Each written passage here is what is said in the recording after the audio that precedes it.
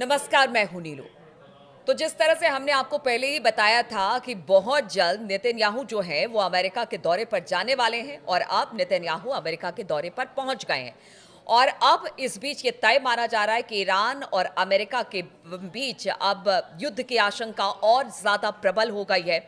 और दूसरी तरफ एक और खबर सामने आ रही है जो कि अमेरिका के लिए अच्छी नहीं है। ईरान ने कुछ ऐसी चीजें की हैं जिसकी वजह से जो अमेरिकी एयरफोर्स है वो इस वक्त संकट में आ गई है। क्या है वो जो ईरान ने किया अमेरिका को लेकर, उस पर बातचीत करने के लिए मयंक मेरे साथ इस वक्त जुड़ गए हैं। मयंक, सबसे पहले तो ये बताइए कि अब नेतन्याहू अमेरिका में है और कहा जा रहा है कि अब जो युद्ध की जो संभावना है वो बेहद प्रबल हो गई है। ऐसे में अब किस तरह से पूरी प्लानिंग इन दोनों देशों के बीच में होगी? और दूसरी बात जो मैंने कही अभी कि ईरान ने कुछ ऐसा किया जिससे कि अमेरिका एयरफोर्स के माथे पर चिंता की लकीरें खिंच गई। देखिए, पहले दिन से हम कह रहे हैं कि ईरान और अमेरिका के बीच युद्ध तय है। बात नंबर 1। बात नंबर 2, जिसका आपने जिक्र किया कि देखिए हुआ क्या कि 4 अप्रैल जो अभी गई है, 4 अप्रैल को अमेरिका का एक C-17 फाइटर प्लेन है ना, C-17 जो एयरफोर्स अमेरिकन एयरफोर्स का प्लेन है, उसने होर्मुज से जो है वो उड़ान भरता है। ठीक है। और वो ईरान की तरफ आगे बढ़ने लगता है प्लेन। देखिए, ये अमेरिका की एक टैक्टिक्स भी हो सकती है, प्रेशर करने के लिए ईरान के ऊपर कि देखिए हम आपके आसपास ही हैं और आप पे हमला कर देंगे। अब अमेरिका का ये प्लेन बढ़ता है ईरान की सीमा की तरफ, लेकिन इसने उड़ान भरी थी अल उबैद बेस से उड़ान भरी। यहाँ तक तो सब ठीक था, लेकिन जब ये फारस की खाड़ी के पास पहुंचा और जब ईरान की सीमा के बिल्कुल करीब पहुंचा, वहां पे अचानक इस अमेरिका के C-17 प्लेन के जीपीएस सिस्टम जाम हो गया। प्लेन का जीपीएस सिस्टम जैम होने का मतलब ये है कि प्लेन भटक गया। अब उसके बाद अब पता नहीं कहाँ जाएगा वो प्लेन। सही बात। अब जो है इस प्लेन के पास कोई चारा नहीं था वापस अल उबैद एयर बेस जहाँ से उड़ान भरी थी वहाँ पे वापस जाने के अलावा। तो ईरान की सीमा के अंदर जाके कुछ करना और वहाँ पे काफ़ी देर तक मंडराना तो दूर की बात है, फौरन अमेरिका के इस फाइटर प्लेन को वापस अल उबैद एयर बेस आना पड़ा। अब बड़ी साधारण सी बात है, इसमें कुछ कहने की ज़रूरत नहीं है। इंटरनेशनल मीडिया में ऑलरेडी ये स्पेकुलेशंस हैं कि भाई ये ईरान के जो जैमर्स थे ये पहले से अलर्ट मोड पे थे। जब आप पिछले 1 महीने से धमकी दे रहे हो कि हम आपके ऊपर B-2 से हमला कर देंगे और आपके ऊपर जो है वो स्ट्राइक हो जाएगी, तो ईरान ने भी अपनी तैयारी कर रखी है। तो ऐसा बताया जा रहा है कि बड़े पैमाने पर ईरान ने अपनी सीमा के आसपास जैमर्स लगा दिए हैं। अमेरिका का कोई भी फाइटर प्लेन, इजराइल का कोई भी फाइटर प्लेन अगर एंटर करता है तो उसका जीपीएस सिस्टम फेल होना तय है। और ऐसे में ईरान पर बम्बार्डमेंट करना एक बड़ी चुनौती हो गई है अब अमेरिका के लिए और इजराइल के लिए। बात नंबर 2, ये जो जीपीएस सिस्टम फेल हुए, ये जीपीएस सिस्टम सिर्फ इस एयरक्राफ्ट का फेल नहीं हुआ।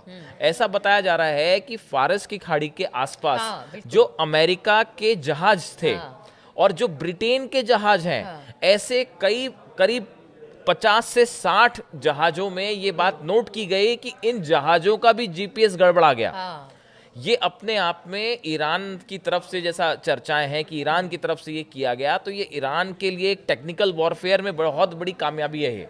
देखिए आपने क्या किया, एयरप्लेन का आपने जीपीएस जाम कर दिया। जो वॉरशिप्स खड़े हुए हैं जिसको लेके लगातार धमकियां मिल रही हैं कि हम इससे अटैक कर देंगे, इससे अटैक कर देंगे, आपने उनके जीपीएस सिस्टम जाम कर दिए। और ये सिर्फ अमेरिका के नहीं हुए, बल्कि जो ब्रिटेन के जहाज खड़े हुए हैं आसपास, उनकी तरफ से भी कंप्लेंट्स आई कि हमारा जीपीएस जाम है। दिखाने की कोशिश है कि देखिए आप कितनी भी तैयारी कर ले, हमने भी अपनी देखिए तैयारी हाँ, बिल्कुल खामेनी जो है वो इस तैयारी में पहले से जुटे हैं। हमने पहले ही कहा था कि रमज़ान का जो वक्त था वो रमज़ान के दिनों में ईरान ने अपनी पूरी ताकत झोंक दी अपना डिफेंस सिस्टम मजबूत करने के लिए, चाहे डिफेंस मिसाइल्स हों, चाहे जो है उनके वॉरशिप्स हो, चाहे एयरफोर्स हो। हज़ारों सैनिक अलर्ट मोड पे हैं कि अगर आप बार बार वही बात है कि अगर आप हमला करेंगे तो साहब हम छोड़ेंगे नहीं आपको। और ये जो जीपीएस सिस्टम फेल होना जहाज़ों का, ईरान अमेरिका के वॉरशिप्स का, ये अपने आप में एक बड़ी चुनौती है। इससे आने वाले दिनों में ईरान पे किसी भी तरह का हमला होता है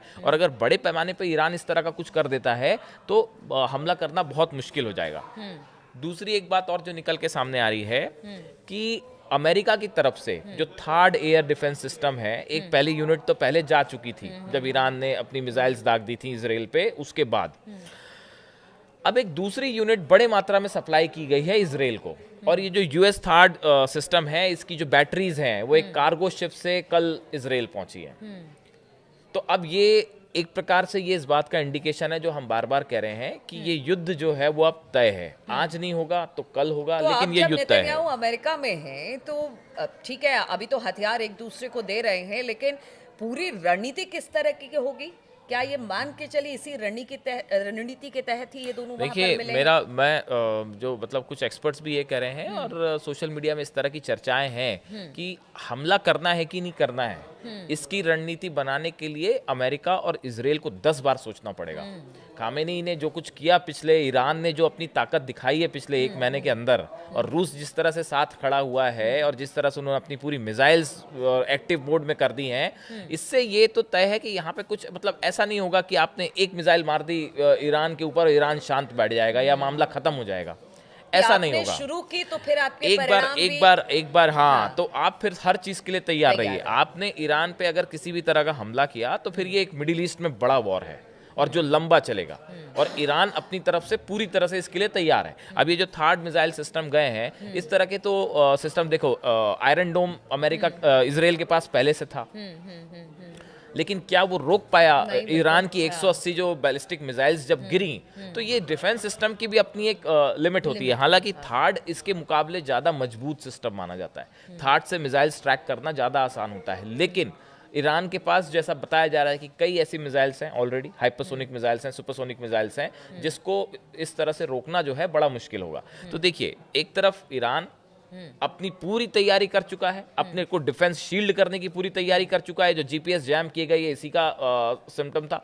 और देखिए, इसी तरह से अमेरिका और इजराइल भी धीरे धीरे एक वॉर की तरफ मामला आगे बढ़ रहा है। अब अमेरिका के दौरे पे है नेतन्याहू, वहां क्या तय होता है ये अगले 24 घंटे में सामने आ जाएगा। उसके बाद ये बात सामने आएगी कि ईरान को लेकर क्या अगला युद्ध होने वाला है या बातचीत से बात आगे बढ़ाने की कोशिश होगी। बिल्कुल, और लगातार हम ये बात कहते रहे हैं कि क्या जो मिडिल ईस्ट का ये युद्ध है या जो तनाव है वो बातचीत से सुलझेगा या फिर युद्ध की संभावना जो बनती हुई दिखाई दे रही है वो आगे बढ़ेगी। लगातार इस खबर पर हमारी नजर बनी रहेगी, दर्शकों से हम राय भी जानेंगे और साथ ही साथ ये भी कि लगातार किस तरह से आप हमारे इस कार्यक्रम को देखते हैं उस पर भी अपना ओपिनियन जरूर दीजिए।